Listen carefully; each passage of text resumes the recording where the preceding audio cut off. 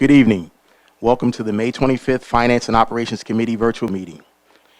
During this unprecedented time, while social distancing requirements are in place, the Upper Darby School District needs to continue certain aspects of its business, which includes decisions concerning pandemic planning. For this reason, the Upper Darby School District will continue regularly scheduled school board meetings while pandemic-related restrictions imposed by Governor Wolf and any local authorities are still in place. It is the plan of the school board to hold these meetings with the minimum required departures from normal operating procedures. The Upper Darby School District School Board COVID-19 Special Operating Procedures document outlines expected departures from those normal operating procedures and the policy justification for such departures. At the start of each committee meeting held while pandemic-related restrictions are in place, the board will review the departures from normal operating procedures as well as their justifications.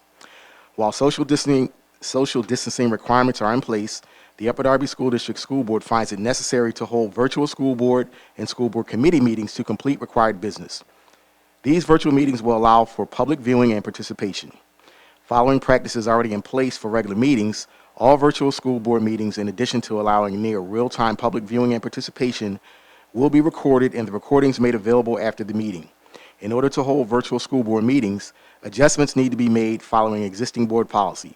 These adjustments have been outlined in the Upper Darby School District School Board COVID-19 Special Operating Procedures. Dr. McGarry, can you educate the public on how they can participate in tonight's meeting, please, sir?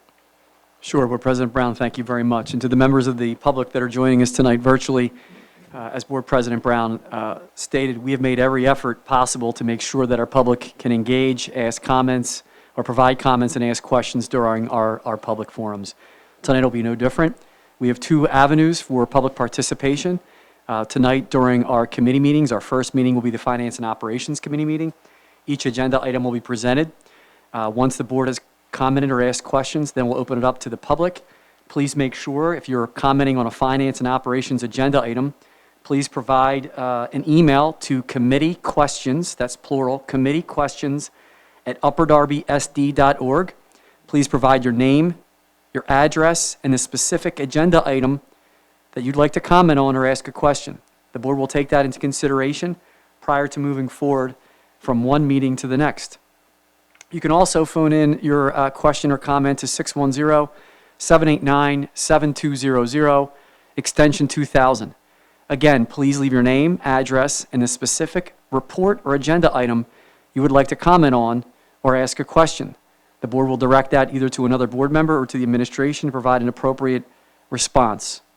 The second meeting will be the Education and Pupil Services. We'll follow the same exact format. Again, committee questions at upperdarbysd.org. You can also phone in at 610-789-7200, extension 2000. Please make sure you provide your name, your address, and the specific report and agenda item you'd like to comment on this evening. And we'll take that into consideration before we conclude our meetings this evening. Board President Brown, I'd be happy to reiterate that throughout the evening. I know you always provide me that opportunity, so I appreciate it, and we can begin. Thank you, Dr. McGarry. The meeting of the Finance and Operations Committee will please come to order. Roll call, Board Secretary, Mr. Rogers, please. Dr. Haig. Mr. Desoriers. Sorry, I am here. I apologize. This is Dr. Haig. I'm present and can hear the proceedings. I just had trouble unmuting. Sorry. Thank you. Mr. Desnoyers. I am present and can hear the proceedings. Mr. Warsavage. I am present and can hear the proceedings. Mr. Neal. I am present and can hear the proceedings. Ms. Williams. Present. Mr. Fields. I am present and can hear the proceedings. Mrs. Mitchell. Present. Mrs. Curry. Present. Mr. Brown. Present. Thank you, Mr. Rogers. The following motion shall be applicable for tonight's committee meetings. Policy 003 allows the board to suspend policies or parts of policies when appropriate. Therefore, due to the current ongoing crisis, I make the following motions to suspend language in two of the board's policies until the next regularly scheduled meeting. Policy 006.1, which regulates attendance at meetings via electronic communications, I move to suspend the language requiring board members to be present. Specifically, the language would be, a majority of board members shall be physically present at a board meeting when a board member attends through electronic communications. and Policy 006, which governs other requirements of board meetings, I move the suspension of language requiring that those members of the public wishing to participate be present. Specifically, the language in this section titled Public Participation would remove the words that read, "present at a board meeting." Do I have a second? Second. Thank you. All those in favor? Aye. Aye. Aye. Those opposed, please say "I oppose" and state your name for the record. Anyone abstaining, please say "I abstain" and state your name for the record. The motion carries. I will now turn over the Finance and Operations Committee meeting to my co-chair, Mr. Fields. Thank you, Board President Brown.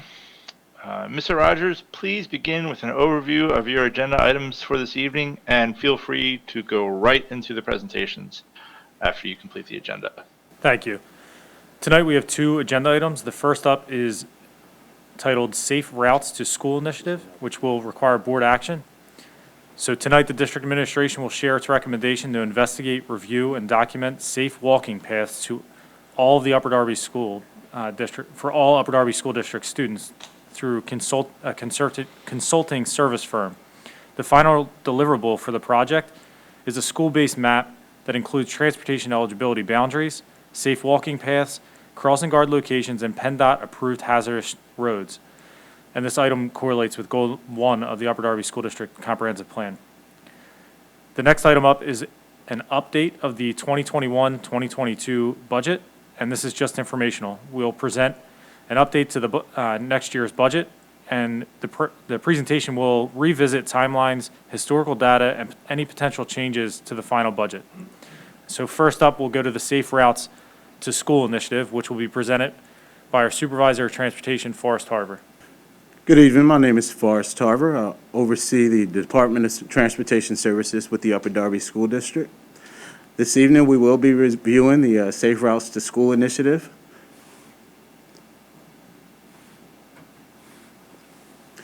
What is Safe Routes to School? Safe Routes to School, or SRTS, as known throughout the presentation, is a national and international movement to create safe, convenient, and healthy opportunities for children to walk and bicycle to school. Oftentimes, when we hear of transportation modes, it's easy for us to associate it with school buses or school vans. But how also, just as much important, do we need to also apply it to our students that walk and bicycle to schools in order to get there safely? Now, this will be not just another typical SRTS program.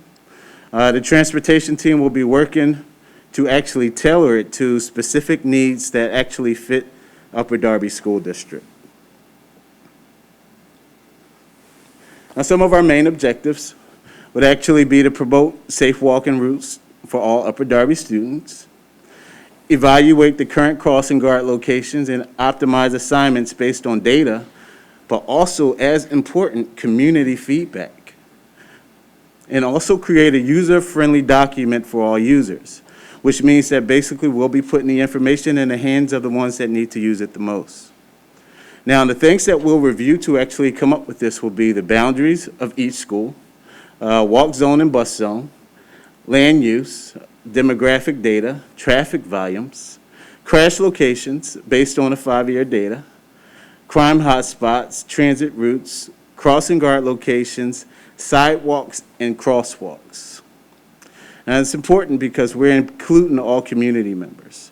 This includes parents, teachers, and students, transportation staff, school security, PennDOT, which actually couples the hazardous road review that we're currently doing, and also UDSD administrators.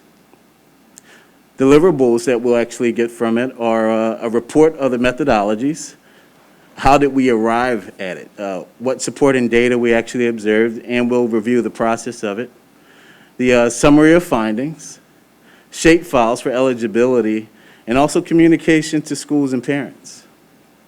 And just as important, it's not a one and done type of situation.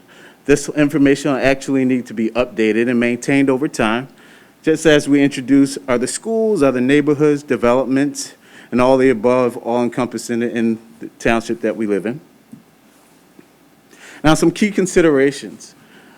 Crossing guard locations. Right now, we service 80 locations in our districts. We'll make sure their locations are optimized and provide the safest walking paths for our students. PennDOT, right now we're working with, Transportation is working with PennDOT to review hazardous roads. We want to actually use that information and that designation and actually have it reflected in the summary that we produce. Bus zone versus walk zone. The summary document will clearly indicate bus and walk zones based on the district's eligibility guidelines, which is very important because this eliminates the question on whether you'll receive bus transportation or not. Community involvement, very important. People actually support a world that they help create. And with that being said, no one knows our community better than our community members. So we'll incorporate their ideas and suggestions into the study also. Now here's an example of the deliverables. What we plan on doing is actually having this on a one-page document. It'll be the bus zone versus walk zone, hazardous road declaration, safe walking routes, crossing guard locations, and crosswalks also. Communication plan. One thing that'll be major for us to actually do is put this letter in the hands of all families before this upcoming 2021 school year, 2021-2022 school year. And that one-page document should also be reflected on the transportation website so that it's easily accessible. This will be a one-page document per school.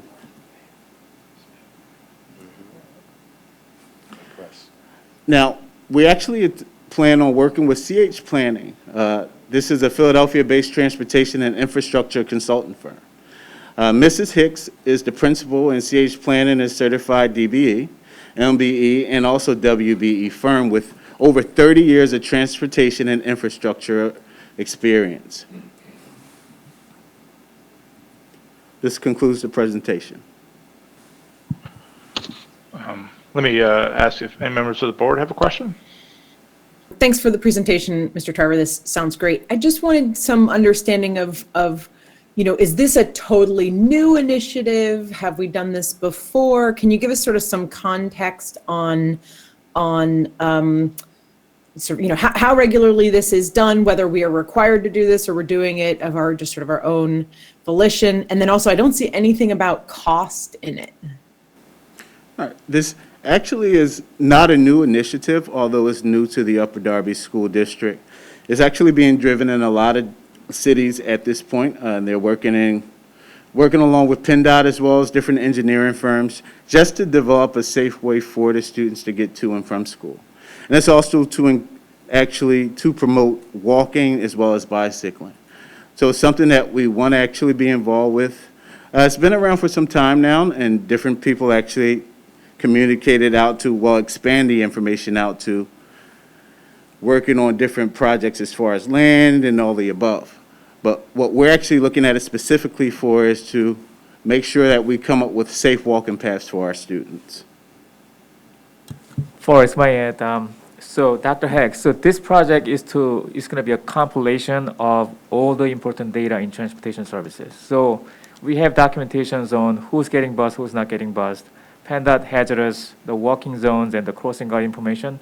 So we are trying to have all that information in a single page so everybody can understand without any doubts about what we are providing as a service. And, it's a one single document that can basically control all transportation services, so spectrum. Additionally, to the question of cost, right now the ballpark is around $25,000, but in a positive light, based on the efficiencies that Forrest and Marvin have worked on over the past year or so, we do believe we're going to be able to absorb this into the current budget so that going into next year, it does not create an increase to next year's budget. Thanks, everyone. And then I wanted to ask about bicycling. Does this include any efforts that we can make sort of at the schools or maybe in partnership with the township or the boroughs to make it easier for kids to bicycle to school? And what can we say about that? I'm not even sure we have, for example, places for kids to lock bikes at every school. So there's an active initiative by the Upper Darby Township right now. They're doing a survey of Eastern Delco Bicycle Survey right now that's going on. So Craig and I and Forrest reached out to the township, and we will be working with the township to join operations about safe routes to school and the bicycle study at the same time. So we will be working with the township on the bicycling aspect of this study. That sounds great. Thank you. And I wanted to follow up, Dr. Haig. So there's actually the Eastern Delco Bikeway Study is actually having a public meeting tonight. There was sign-ups and they had sent out sign-ups and notifications out on social media. But it's exciting stuff. PennDOT is helping with that. And so really, like, you know, over the next year, we could have a really nice combination of walking maps and bike paths and actual bike lanes, like safe bike lanes, for this district. And it could really, I mean, it could really change how getting to school and back from school looks in the next year or so. So I want to ask residents, if you see information or there will be a survey coming out through the school about biking to school. If you see that, participate in it. We know there are concerns with some of the roads and some of the driving in the township, and that's a place to express those concerns and then get those concerns alleviated down the road. So I think the key parts of this presentation is the community participation. We're really looking for it. I do have a request as a community member, is that on that one pager that we do include estimated walk times. That's always like, I assume it probably already comes, but if it doesn't, I wanted to put that request in so that when people look at them, they have an idea how long it should take to walk from a certain destination. Thanks a lot. My question is regarding the hazardous roads, and I guess like Garrett Road by Garriford Elementary, is that considered a hazardous road? Because I know we have crossing guards there that we have children crossing. So I get, my question is when are we able to cross children on a hazardous road? Hazardous roads are specifically defined by PennDOT. It's a recognizable road by PennDOT after actually conducting a survey of not only the intersection, but also the time of day, as well as the amount of traffic actually included on the road. Once they recognize that as a hazardous road, that information is stored. From time to time, you'll have different instances where traffic may increase in certain areas, and there's a process to actually declare a road as hazardous if PennDOT deems it to be. But it can only actually be recognized through PennDOT. At that point, some options may be to actually place a crossing guard there, or other resolutions too. Okay, so if it is declared hazardous, we don't have, like, we can't, there are solutions to solving that issue where we can still have children walk. Correct. Okay, thank you. And if there's no other questions, we can roll into the next presentation. Okay, so the second and final agenda item for us is the 2021-2022 proposed final budget update. So I'll start by saying, we'll walk through the Act 1 timeline again, but as I go through this, the majority of the slides should look familiar as they were presented last month. So the reason for the update is to really come back and bring back to the board and the public any updates that have occurred from our last presentation of the proposed final budget. Unfortunately, at this point, from a state perspective, we don't have much more information to the point that there hasn't been any adjustments to the expenditures of the revenues at this time. So we've cut this presentation down in comparison to the proposed final budget, and we will circle back with a similar presentation for the final budget presentation on June 15th. But first, let's talk about the Act 1 timeline. So all the dates on the slide here represent what has happened thus far. So this year's budget process started on November 24th, where we presented a preliminary budget versus accelerated opt-out of the base 1 index at 2.6% or the adjusted index at 3.8. On December 1st, the board approved a resolution not to exceed the 3.8% for the fiscal year 2021-2022. So that means in this budget, currently the proposed final and in the June 15th presentation and meeting, the budget will not exceed a 3.8% tax increase. On May 11th, the board adopted the proposed final budget at 2.6% tax increase. At the same time, we also made the proposed final budget in the Form PDE 2028 available for the public inspection, which has to be done 30 days prior to the adoption of the final budget. So here are the next steps.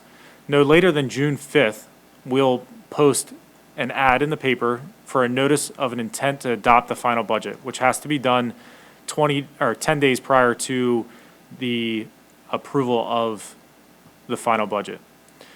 As I said previously, on June 15th at the committee meeting, we will present the final budget.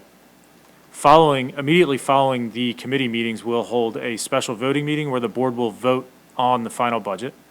And I just want to note that the board has to approve a final budget no later than June 30th.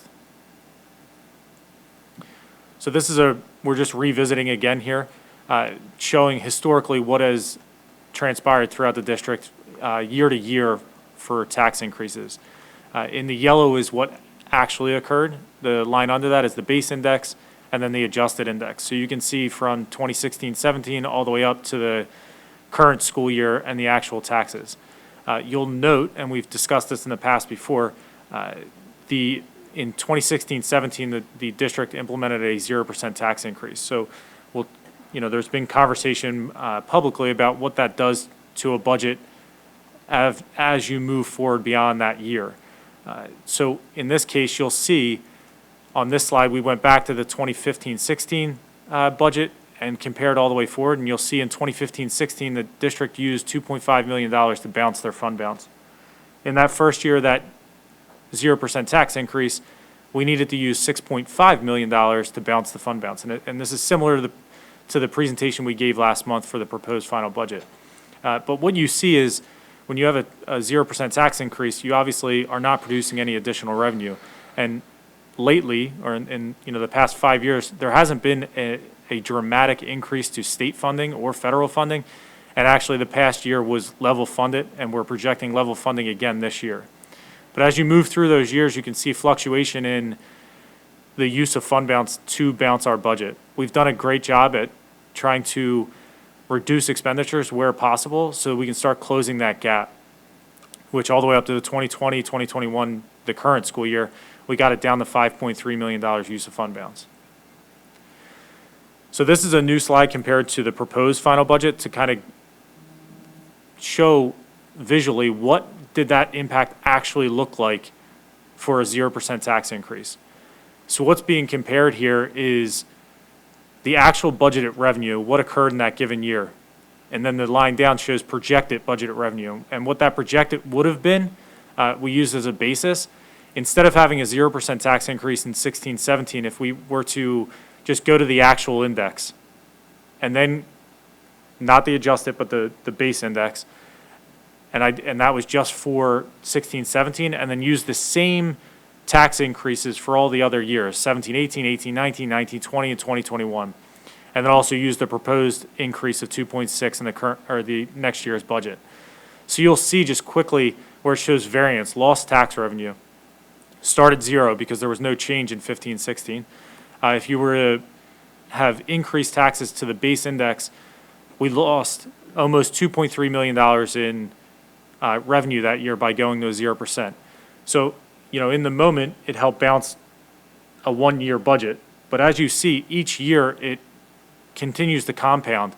2.29 becomes 2.36, then 2.4 to another 2.46, and then 2.5 million, in the latter 2 years, our most recent. What happens is every single year you're losing that revenue, so it compounds each year. So if you were to add it up, obviously that's lost revenue, of 5, 6, potentially 6 years, and as we move forward. And then the graph below just shows you how there's the gold line is what was projected, and the purple is what actually happened. So you'll see the only way to close that gap is to dramatically really increase your taxes above and beyond where you would normally be comfortable. So when I did this review, I also went back and said, you know what? If in 16-17 we decided that as a board and a district administration that we wanted to try and catch up for the 0% tax increase, you would have had to go to the adjusted index, the full taxing ability of the board without referendum for 3 years. And then that would have caught you up and you would have been able to level back out. But just to show, to make up for the 0%, you likely have to go above and beyond on your tax increases for the next 3 years or so to bounce that out. Otherwise, you're continuously just trying to scrape away at the lost revenue from that 0% increase. So then, as what we have here is the budget assumptions as of today. Same as the proposed budget presentation. We went out with a 2.6% tax increase. We left state and federal funding at a level projection. As we discussed last month, there is a potential and proposed budget that was coined as dead on arrival from Governor Wolf. If, optimistically somehow that went through, the district would stand to have an increase to state revenue at basic ed for almost $26 million and special ed funding of 2.3. It's likely not going to be funded, and it will most likely be level funded. The other piece was we had discussed that we were not making any changes to, we weren't projecting any changes to charter school tuition law and the impact of the budget going into next year. We also are continuing with the Upper Darby School District asynchronous cyber program with a roughly $1.3 million cost to the district.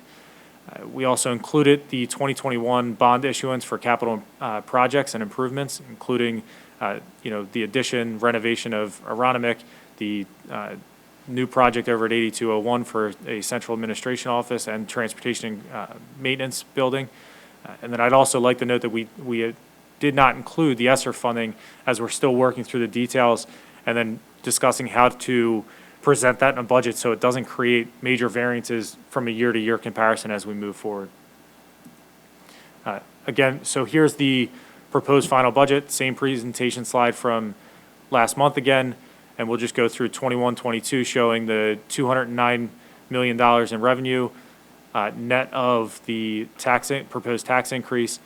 Expenditures at just under $219 million, which shows the expenditures exceeding revenues by $9.5 million. When you factor in a 2.6% tax increase, you end up with an additional 2.7 in revenue, which leaves you with $6.8 million committed fund balance to bounce the budget. So at a 2.6% tax increase, this shows the impact to a homeowner depending on the assessment value. Based on our current calculations, the average home in the past was $75,000. With the reassessment, through the countywide reassessment, the new average is right around $120,000, $130,000. So you're looking at about a $70 tax increase for the annual taxes. And then we'll just revisit again the upcoming dates. We have June 5th. At no later than June 5th, we will post an ad for the intent to adopt the budget on June 15th. We'll have a committee meeting presentation of the final budget. Immediately following, we'll ask the board to vote on that budget. And again, the latest the board can vote on the budget is June 30th. At this time, if the board has any questions. Thanks, Mr. Rogers. I do not see any questions from the board. I'll ask. Is there any questions? But if not, I think we can, and I myself don't have any questions. So if there's another presentation, you can roll into that, or we can wrap this up. All right. So with no questions, we can go to public comments. So we do have one comment. I just want to remind the public that we will follow our 3-minute time limit for comments, including comments that are submitted through public comment email and phone number, but we will make sure that comments are included in their entirety in the record. As is the board's practice, all comments and other input during any meeting become part of the minutes of that meeting and are presented during the next board meeting. This comment is received from Marlene Fiorentino Wong and Alvin Wong, located at 225 Windsor Avenue in Upper Darby.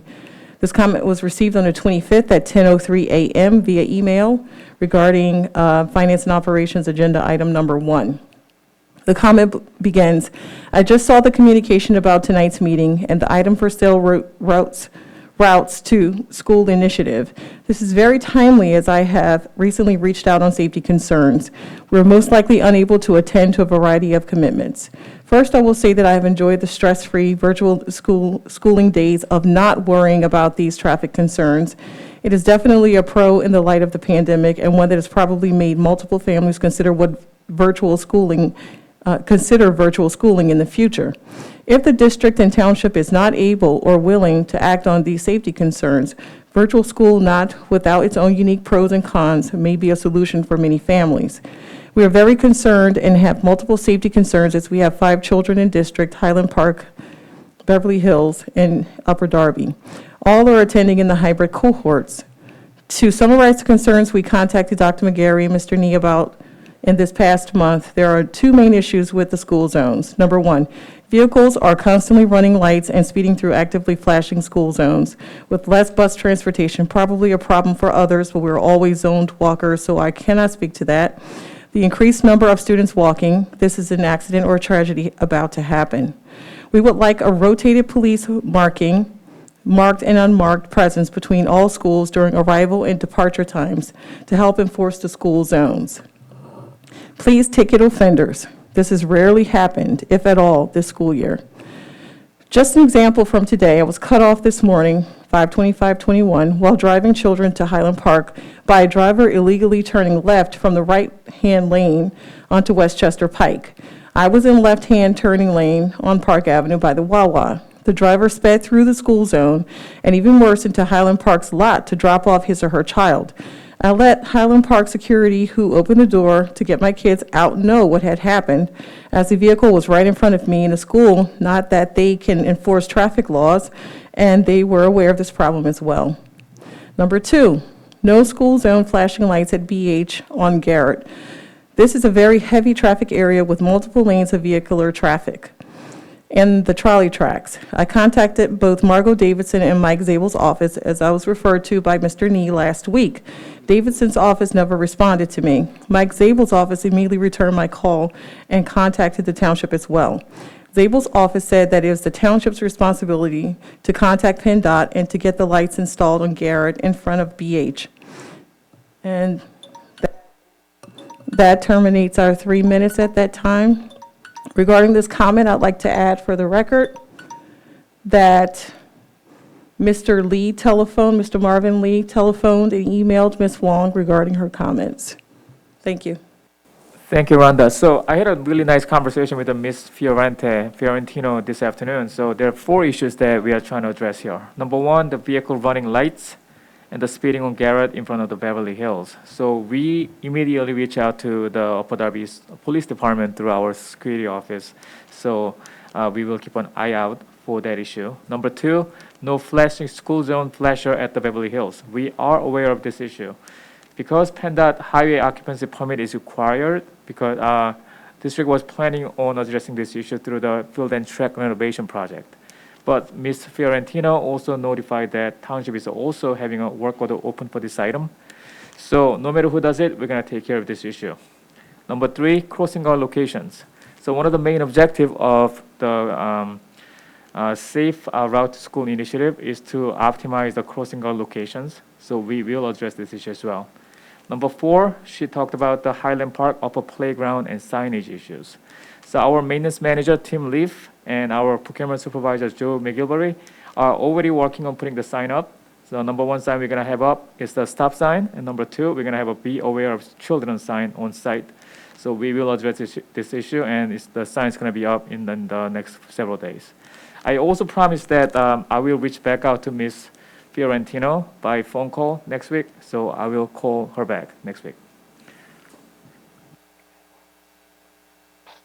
Thanks for doing that, Marvin. That's great work. I think that completes our presentations. Craig, over to you. I'll do a quick review of the agendas, our agenda items. First up was the Safe Routes to School initiative, which does require board action. Mr. Forrest Harver presented the Safe Routes to School initiative and discussed the final deliverable of the school-based map that includes the transportation eligibility boundaries, safe walking paths, crossing guard locations, and PennDOT-approved hazardous streets. Would the board like to move this forward? Yes. Yes. Yes. Yes. Okay, so then second was the 2021-2022 budget update, which was informational, where I just presented the lack of updates to the budget, and also just revisited the timelines and historical data that has been presented previously. And that's it. Thank you very much, Mr. Rogers. Mr. Fields, thank you for running that meeting. I appreciate it. A motion is in order for the adjournment of the Finance and Operations Committee meeting. So moved. Second and David, Neal. Thank you. All those in favor? Aye. Aye. Meeting adjourned.